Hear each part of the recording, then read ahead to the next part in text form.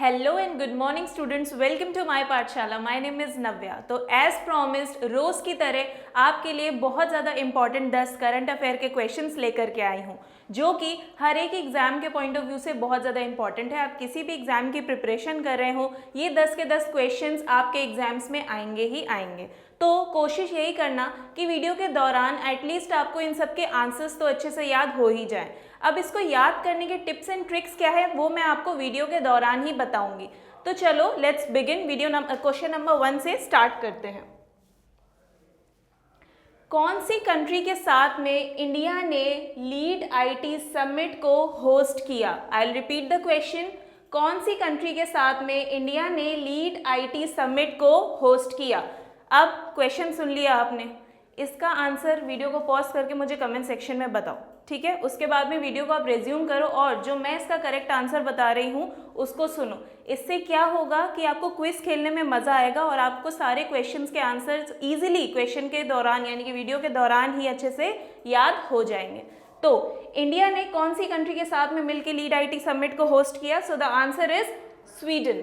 Sweden के साथ मिलकर इंडिया ने लीड आईटी समिट को होस्ट किया। इसकी कुछ डिटेल्स के बारे में अगर हम यहाँ पे जाने तो ये हुआ था शर्म एल शेख इजिप्ट के अंदर। ये जो समिट हुआ था ये हुआ था शर्म एल शेख इजिप्ट के अंदर। लीड आईटी इसका फुल फॉर्म क्या है? Leadership for industry transition. Sweden के बारे में बात कर रहे हैं तो कुछ इसकी बेसिक डिटेल्स जान लेते हैं। स्वीडन यूरोप की 5th लार्जेस्ट कंट्री है। स्वीडन फेमस है अपने एबंडेंट फॉरेस्ट और लेक्स की वजह से। स्वीडन के कुछ वेल नोन ब्रांड्स के नाम हैं IKEA, Spotify and Volvo. Spotify बहुत पॉपुलर भी है, नो आप सब लोग इसको अच्छे से जानते ही होंगे। नाउ आई होप आपको सारी डिटेल्स अच्छे से समझ में आ गई होंगी। समझ में आ गई हो तो इसका स्क्रीनशॉट लेके रख लो फ्यूचर रेफरेंस के लिए, अगर आप कभी आगे देखना चाहो तो। Now let's move ahead to the next question, that is question number 2। Artemis ये एक मून रॉकेट का नाम है। आपसे यहाँ पे क्वेश्चन ये पूछा जा रहा है कि ये जो मून रॉकेट है ये कौन सी कंट्री ने लॉन्च किया? I will repeat the question. Artemis एक मून रॉकेट है, इसको कौन सी कंट्री ने लॉन्च किया? सो द आंसर इज USA। अब इसकी कुछ बेसिक डिटेल्स जान ले अगर हम तो। अमेरिकन स्पेस एजेंसी नासा ने इसको लॉन्च किया। ये है मोस्ट पावरफुल मून रॉकेट जिसका नाम है आर्टेमाइस। ये 100 मीटर टॉल है। इसको भेजा गया है मून पे। किस पर्पस से?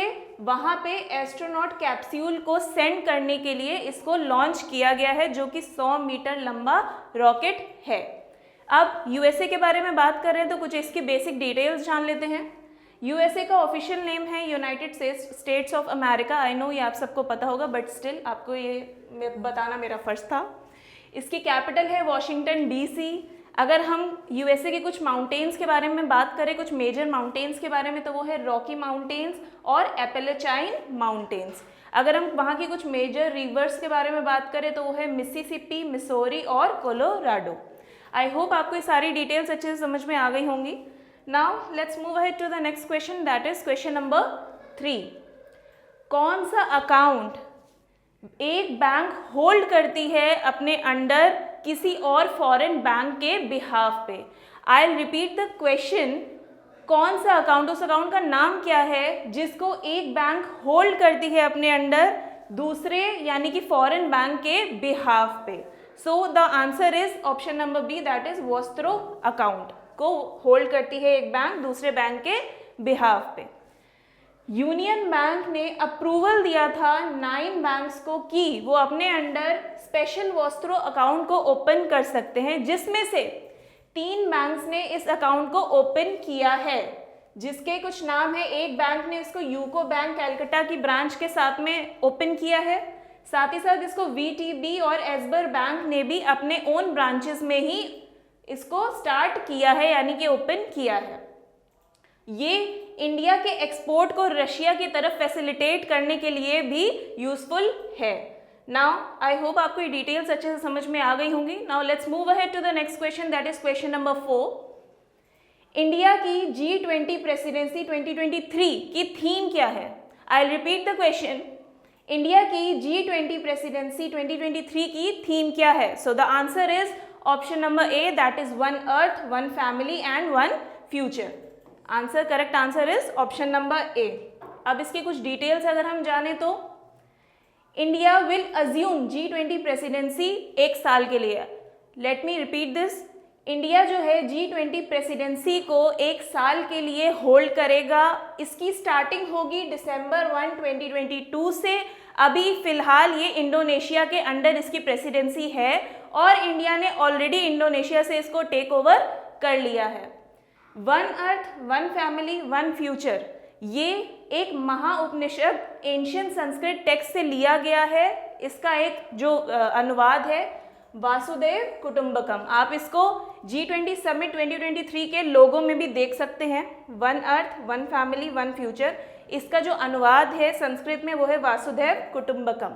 इसको यहाँ से लिया गया है, किससे? संस्कृत एंशियंट टेक्स्ट से। नाउ इंडियन प्राइम मिनिस्टर ने अनाउंस किया है कि जो हमारी प्रेसिडेंसी की थीम होगी उसका एक इंटीग्रल पार्ट भी होगा data for development. I hope आपको ये सारी डिटेल्स अच्छे से समझ में आ गई होंगी। Now let's move ahead to the next question, that is question number 5। कौन सी कंट्री पार्टीज टू साइट्स को होस्ट करेगी? आई रिपीट द क्वेश्चन, कौन सी कंट्रीज पार्टीज टू साइट्स के 19th कॉन्फ्रेंस को होस्ट करेगी? So the answer is Panama. Now इसके कुछ बेसिक डिटेल्स जान लेते हैं। पनामा एक सेंट्रल अमेरिकन कंट्री है। Convention on international trade in endangered species, ये इस साइट्स का फुल फॉर्म है। साइट्स एक एग्रीमेंट है जिसके अंतर्गत हम इंटरनेशनल बॉर्डर के अक्रॉस जो वाइल्ड एनिमल्स और प्लांट स्पीशीज हैं उनको प्रोटेक्ट करते हैं इस मूवमेंट के अंतर्गत। इंडिया ने प्रपोज किया है इस मूवमेंट के अंतर्गत कि हम भी प्रोटेक्ट करना चाहेंगे एक हमारी नेटिव स्पीशीज को, जो कि है टर्टल की। आप यहाँ पे देख सकते हैं, टर्टल नेटिव स्पीशीज है इंडिया और बांग्लादेश की, जो कि बहुत जल्द ही विलुप्त हो जाएंगे अगर उन्हें प्रोटेक्ट नहीं किया गया तो इंडिया ने यहाँ पे प्रपोज किया है कि हम भी प्रोटेक्ट करना चाहते हैं फ्रेश वाटर रेप्टाइल स्पीशीज को, जिसका नाम है red crowned roofed turtle. I hope आपको ये डिटेल्स अच्छे से समझ में आ गई होंगी। Now let's move ahead to the next question, that is question number 6। When was the United Nations International Day for Tolerance 2022 observed across the globe? यानी कि across the globe United nation का इंटरनेशनल डे फॉर टॉलरेंस 2022 कब observe किया गया, यानी कि उसको कब मनाया गया? So the answer is option number B, that is 16 November 2022। Now इसकी कुछ बेसिक डिटेल्स जान लेते हैं। 16 नवंबर को ये जो दिन है ये सेलिब्रेट किया जाता है। इसका मेन पर्पस क्या है? इसका पर्पस है कि हम सोसाइटी के बेनिफिट के लिए नॉन वायलेंट बिहेवियर और टॉलरेंस को एम्फसाइज करें, उसको प्रमोट करें। यहाँ पे यूनेस्को ने इसके लिए एक प्राइज़ भी निकाला था, जिस प्राइज़ का नाम है मदनजीत सिंह प्राइज़। ये यूनेस्को ने निकाला था। कब ये डे जो है मनाना स्टार्ट किया गया था? इसको स्टार्ट किया गया था फ्रॉम 1995। कब? 125th एनिवर्सरी पे। कौन सी बर्थ एनिवर्सरी पे? महात्मा गांधी जी की 125th बर्थ एनिवर्सरी पे इस दिन को मनाना स्टार्ट किया गया था। Now let's move ahead to the next question, that is question number 7। कौन से इंस्टीट्यूशन ने डिजिटल शक्ति कैंपेन 4.0 कैंपेन को लॉन्च किया? आई रिपीट द क्वेश्चन, कौन से इंस्टीट्यूशन ने लॉन्च किया digital Shakti campaign 4.0? So the answer is option number B, that is national commission for women. अब इसकी कुछ डिटेल्स जान लेते हैं। ये जो कैंपेन है इसको स्टार्ट किया गया है विमेन को अवेयर करने के लिए कि अगर ऑनलाइन सोशल मीडिया पे उनके साथ कोई भी ऐसी इलीगल और इनअप्रोप्रिएट एक्टिविटी हो रही है तो उसके अगेंस्ट उनको स्टैंड लेना चाहिए। इसके लिए ये कैंपेन स्टार्ट किया गया है। ये एक पैन इंडिया प्रोजेक्ट है डिजिटली विमेंस को एम्पावर करने के लिए और उनको स्किल्ड बनाने के लिए इन साइबर स्पेस।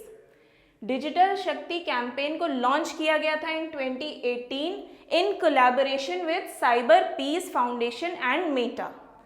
ये थर्ड फेज जो इसका हुआ था, ये हालांकि मैं आपको बता दूं, ये 4.0 का मतलब है कि ये डिजिटल शक्ति कैंपेन का फोर्थ फेज है। इसका जो थर्ड फेज है, इसको स्टार्ट किया गया था मार्च 2021 में। इसकी डिजिटल शक्ति कैंपेन 4.0 की अगर हम चेयरपर्सन का नाम बताएं तो वो है रेखा शर्मा। आई होप आपको ये सारी डिटेल्स अच्छे से समझ में आ गई होंगी। Now let's move ahead to the next question, that is question number 8। कौन सी स्टेट ने अपने टेक समिट की सिल्वर जुबली का एडिशन ऑर्गेनाइज किया? I repeat the question, which state organise the silver jubilee edition of its tech summit? So the answer is Karnataka, that is option number B इसका correct answer है। Prime minister Narendra Modi ji ने इसको inaugurate किया था। Bengaluru tech summit यानी कि BTS 2022 को प्रधानमंत्री नरेंद्र मोदी जी ने इनॉग्रेट किया था। ठीक है, इस सेरेमनी को अटेंड किया था फ्रेंच प्रेसिडेंट एमेन्युअल मैक्रोन ने और UAE, ऑस्ट्रेलिया और फिनलैंड के मिनिस्टर्स ने। ये इवेंट ऑर्गेनाइज किया गया था state department of IT, biotechnology and science and technology के साथ में in association with software technology parks of India. I hope आपको ये डिटेल्स अच्छे से समझ में आ गई होंगी। Now let's move ahead to the next question, that is question number 9। हाल ही में किसको fourth full time member of NITI Aayog appoint किया गया? I will repeat the question, हाल ही में किसको अपॉइंट किया गया as fourth full time member of NITI Aayog? So the answer is option number C, that is Arvind Virmani. Now इनके कुछ डिटेल्स जान लेते हैं।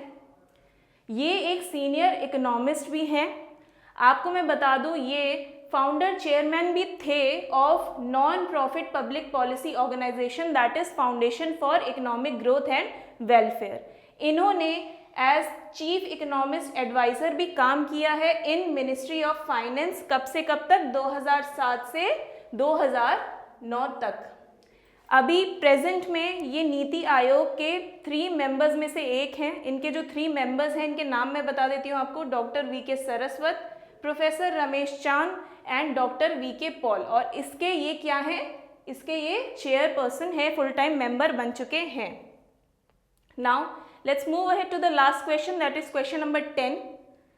किसको एज अ चेयरमैन अपॉइंट किया गया of national pension system trust? I repeat the question, किसको अपॉइंट किया गया as a chairman of national pension system trust? So the answer is option number A, that is Suraj भान।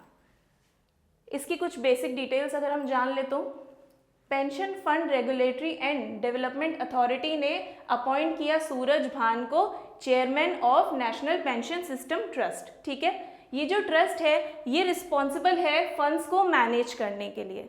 इन्होंने यानी कि सूरज भान ने ज्वाइन किया as Indian economic service in 1983 और ये रिटायर हो चुके थे। इन्होंने काम किया था as director general of labour bureau, that is in Chandigarh.